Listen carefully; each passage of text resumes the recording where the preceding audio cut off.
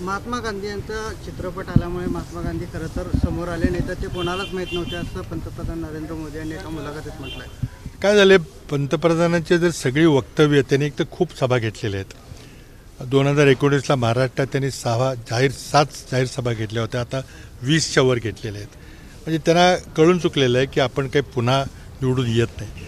आणि त्या प्रत्येक सभेतली त्यांचे वक्तव्य जर पाहिली, त्या वक्तव्यातली विसंगती पाहिली, तर मला वाटते त्यांना एक थोडी विश्रांतीची आवश्यकता आहे. त्यांनी थोडंसं उपचार करून घेण्याची गरज आहे.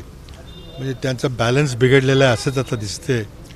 आणि त्यामुळं कुठल्याही प्रकारचं एकतर धार्मिक आधारावर ध्रुवीकरण करायचा त्यांनी पुरेपूर प्रयत्न केला, पण या देशातील जनतेने त्याला काही प्रतिसाद दिला नाही. निवडून येण्याकरता, सत्तेत राहण्याकरता वाटेल ते करावं लागलं तरी करायची त्यांची तयारी दिसते. आता बोलायला काही मिळालं नाही तर म्हणून गांधीजींच्यावर त्यांनी आता राग काढलेला आहे. कदाचित पंतप्रधानांचं शिक्षण हे बेताचंच झालेलं आहे किंवा झालेलं नाही. त्यामुळे त्यांना महात्मा गांधींचं जगात काय महत्त्व आहे त्याची त्याला जाणीव नाही आहे.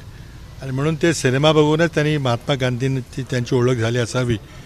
आणि ती सिनेमामुळं खूप प्रभावित झाले असल्यामुळं जगच महात्मा गांधींना सिनेमा पाहून ओळखू लागलं, असं हास्यास्पद विधान त्यांनी केलेलं आहे. पण मी जे म्हटलं की त्यांना थोडी विश्रांतीची आवश्यकता आहे. त्यांच्या विधानाचं आपण जर विश्लेषण केलं तर अशा प्रकारची व्यक्ती आपल्या देशाचा पंतप्रधान आहे, दुर्दैव आहे म्हणावं लागेल. एबीपी माझा, उघडा डोळे बघा नीट.